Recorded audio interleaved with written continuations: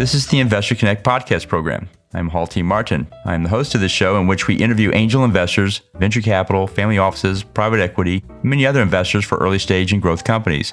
I hope you enjoy this episode. Well,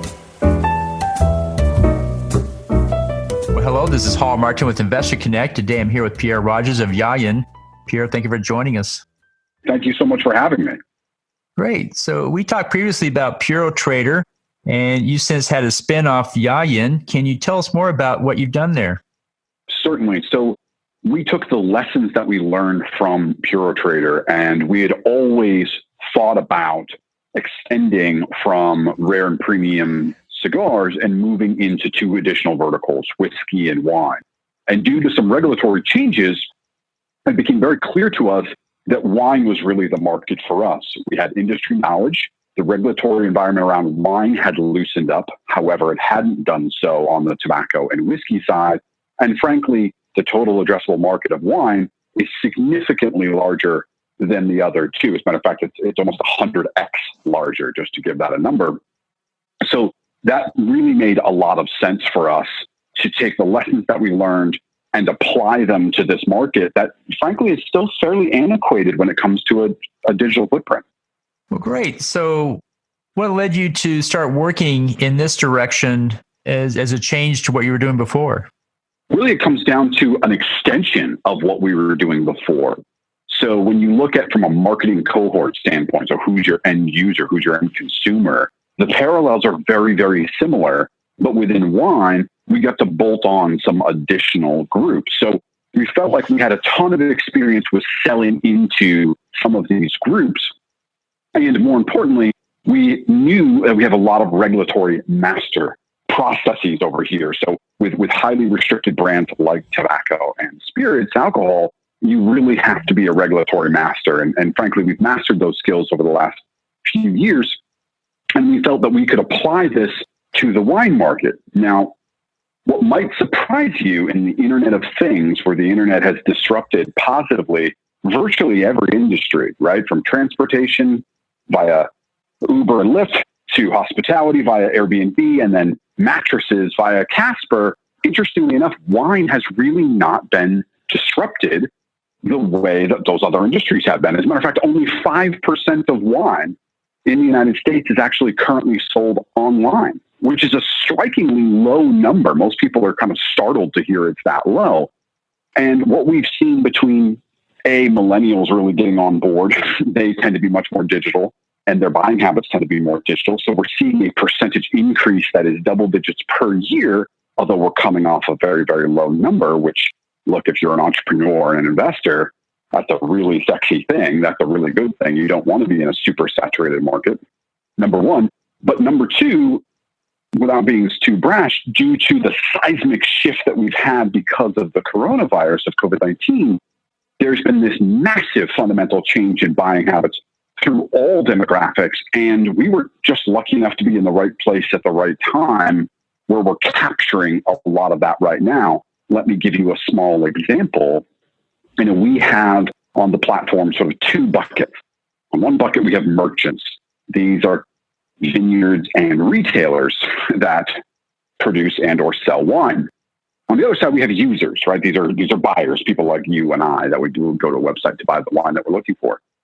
On the merchant side, there's a cost of customer acquisition, and on the buyer side, there's a cost of customer acquisition. This is true for any platform, vis-a-vis Airbnb, Lyft, Uber, etc. For us, due to the seismic shift that we just experienced, our merchant customer acquisition costs just dropped to zero, right? We literally have merchants, vineyards that are traditionally rely on foot traffic, tasting rooms, etc., that are now closed for all intents and purposes. They're zero.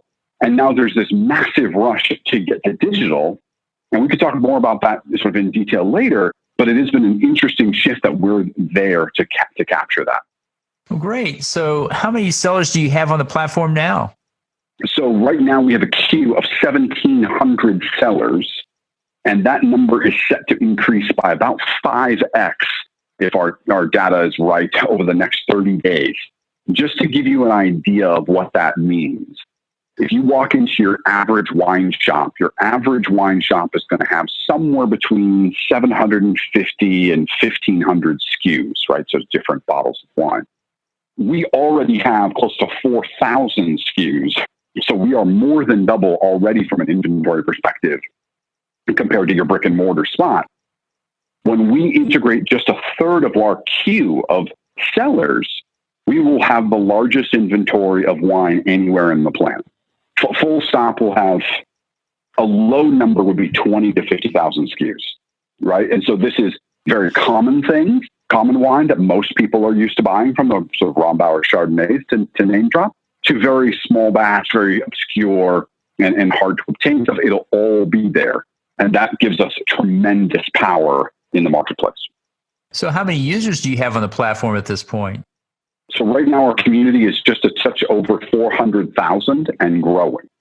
Well, that's great. So we're in the middle of the COVID-19 pandemic, and many cities are locked down and people are moving online and so forth. So how are you able to help in this COVID-19 world? Certainly. So that can be broken down to two answers. So if you're a small business owner, vineyard or wine shop, this is a way for you to continue sales and actually ramp up your sales in this market as you are no longer getting foot traffic. The way our company is structured, the way our model is structured for those retailers and vineyards, entry onto our platform is zero. We make the barrier of entry very, very low, which attracts a lot of retailers. And so we can actually be selective on that side on who we let onto the platform so that our users have the best experience. So for them, it makes a lot of sense, right? They're highly incentivized to come to our platform because there's low barrier of entry. We integrate into their platform in real time through a custom API built for them. We now sell their inventory in real time onto the platform. They get to wake up every morning and come in and fulfill orders, right? Now that foot traffic has effectively stopped in many places. On the other side of things, the user base, guys and gals like you and I, who are sitting at home and you're trying to self-quarantine and what have you, who still want to live a normal life and have a nice bottle of wine from time to time, now it's only a click of a button away. And you can find virtually any bottle of wine that you'll ever would come across in any of your local wine shops, from the broad-based stuff that you might find at a Costco to the really boutique-y stuff that you might find at a wine store. You're going to be able to find all of that at the lowest price because you have so many different competitors competing for your business. So that makes a really great model from the user perspective. They get what they're looking for, right? So you have that inventory discovery, but more importantly, you also have price discovery, right? You have multiple people selling the same commodity, which means the price must adjust. So it puts the user in a really powerful position. They're home and safe, number one, but number two, they can find what they're looking for, their bottle of wine, always, and they can find it for the best price.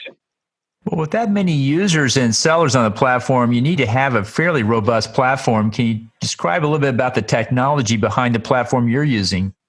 Certainly. So it took quite some time to develop. We're built from the ground up on Ruby on Rails. We are hosted up on AWS like so many great companies that are out there. I tell you that because it gives us the ability to scale very rapidly, which is extremely important. On the back end of that, we built in a machine learning algorithm. And when you think about one of the challenges that we have as a platform, when you, the user, go and buy a bottle of wine on our platform, we, Yahyn, do not control that bottle of wine, right? So if you as a user pick a bottle of wine that doesn't really suit you, isn't quite necessarily quite to your palate, you have a bad or less optimal experience, that can impact our business. And yet we have difficulty controlling that. So what we do in order to A, increase sales, but B, and far more importantly, surprise and delight our customers, is we use a machine learning algorithm that every time you, the user, purchase, we take the tasting notes. Now, this is in the background, right? So you as a customer are never going to see this. We take the tasting notes from the vineyard and the top critics. We break those down. And based on your buying habits, we can then recommend to you wines that are within your palate and taste profile. Now, that's very, very unique and is quite sophisticated. And we can talk a lot more about palate and how it breaks down. Many people will tell you that taste is subjective. That's actually not that true. Some of taste is subjective, but if I put a pinch of salt on 100 people's tongues, they would say it's salty. If I took a pinch of sugar and did the same exercise, they would say it's sweet. You can do that with bitter and sour. And those are sort of your four boxes, your four walls, if you will, when it comes to taste. And then you work in from there. So taste isn't nearly as subjective as people believe that it is or have come to believe that it is. And because of that, we use what top critics, not what our opinion is, but top critics like James Suckling, Robert Parker, Wine Spectator, etc., have said about that wine based against what you have already purchased. We then identify those key tastes that you have a preference for. That way, each and every one of those recommendations that we put in front of you to remarket to you and create a high RR, you, the customer, are surprised and delighted. And that's really critical in terms of our recurring revenue, the likelihood you are a returning user, and frankly, that you recommend to other people. And so that's a bit of our secret sauce. Well, it sounds like a compelling technology case for sure. So now that you're working in this new wine sector here for you, what surprised you most about it? What did you not realize before you got in? The biggest thing that I didn't realize when getting into this is that wine stores in particular and vineyards, both, are predominantly owned and run by immigrants. And this is really, really interesting, as it tends to be one of these businesses or one of these sectors that attract the American dream, if I could put too fine a point on it. So immigrants come from around the world and they come to the United States and they start businesses. They tend to be very entrepreneurial. Wine stores tends to be one of those businesses. What we've seen in our data is a minimum of 60% of both wine stores and vineyards are owned and operated by immigrants. And actually, in certain cities that have a higher concentration of immigrants, so New York, Toledo, Ohio, believe it or not, Berkeley, California, Los Angeles, and major markets, it's 90%. 90% is such a huge number. So one of the things that we didn't realize is that there's actually a huge social impact piece here as well, because the cost associated for anyone to launch a proper e-commerce website to sell wine, specifically when you have state and federal guidelines and mandates that you have to work through, you have permitting issues, you have payment processing, which is extremely difficult when you're talking about this sector. You've got marketing, age verification. There's a big burden there. And that burden on average costs $30,000 to $50,000 minimum in order for you to build a proper basic e-commerce wine site. And for many immigrants who might not be as tech savvy and or just don't have the extra $50,000 lying around to enter into that market, it can be a big hurdle. For Yahyn, the integration cost is zero, right? So they instantly, we go to them, we build an API for them into their inventory, and off they go. And now they have a digital presence and are selling online. So they come into work come Monday morning, they've got 10, 15, 1,000 orders to fulfill. And that's what they end up doing. So they end up entering this digital market with a very low entry point. So it's been fascinating to see this social impact component unfold that frankly we hadn't expected. Well, it sounds like a great opportunity for that group of people as well. And what's your advice for people investing in this space? What do you tell them about this that they may not realize?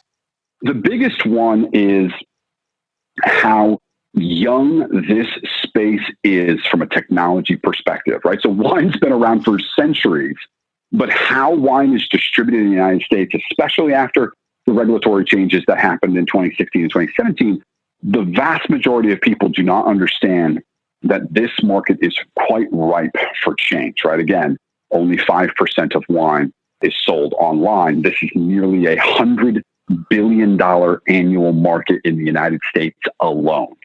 So from a total addressable market standpoint, it is massive. From a digital footprint in that TAM, it is quite small. And as an investor, that's what you're looking for, right? You've seen the power of the internet. You've seen the power of platforms attack everything from mattresses to transportation. And yet you have this industry, which is enormous, which by all intents and purposes really hasn't been penetrated in the startup sort of tech space. And so that should make a savvy investor really excited about tackling this problem. Well, that's a good point. In the last few minutes that we have here today, what else should we cover that we haven't? The biggest thing to really think about when attacking this space is a couple things. What is the moat that someone has in their business? And what are the other players that are out there in the space? And for us, we look at there are a handful of large wine retailers that are out there digitally. Wine.com, Wine Library, there's a handful of them. Those are great e-commerce sites. And many of those are our top prospects for actually getting their inventory on our platform. And so that is a really interesting shift in the way that wine is thought about, purchased, distributed, etc. And when you see how people consume wine and what groups make the buying decisions here, it's actually quite fascinating. So one little tidbit I'll leave the audience with is men versus women, when it comes to the consumption of wine, those groups are very, very different. So for instance, women start drinking wine at an income level of between $50,000 and $80,000. That's sort of the entry point of income relative to when they start drinking wine. For men, it's closer to $250,000 because men traditionally drink beer, right? So you have a very different buying habit. And it's not until men start making a significant or above average income do they start consuming wine. However, women start consuming it at a much lower income. That's what they gravitate towards as far as a beverage. Now, it gets even more interesting when you kind of build from there. But what I found the most interesting was how these two groups thought about this commodity, this product versus the other. So women tend to drink wine, meaning they will buy 2 or 3 bottles in a particular week. That the price range there from $40 to $60, so they're moderately priced, and they tend to open it and consume it immediately. Men, because they wait so much longer to get into wine, tend to be collectors and hoarders and tend to go much more upmarket when it comes to wine. So when they get into wine, they tend to get in at a much higher price point, typically $100, $120 a bottle and above. It is really interesting to see those dynamics. And from a marketing perspective, you really have 2 different buckets that you have to approach and have to have that conversation with customers about. Well, it's quite interesting. I wasn't aware of the difference between the two, but that makes sense for sure. So how best for listeners to get back in touch with you? Yeah, the best way is to either go through 10 Capital and reach out through you guys, or you can reach out directly, Pierre, Pierre, at Yahyn, that's YAHYN.com. Just shoot me an email that way, or you can check out Yahyn.com as well. Great. We'll put that in the show notes. Want to thank you for joining us today for this update and hope to have you back for a follow-up again soon. Thank you so much. This has been a lot of fun. I really appreciate it all. Thank you. Thank you. Investor Connect helps investors interested in startup funding. In this podcast series, experienced investors share their experience and advice. You can learn more at investorconnect.org.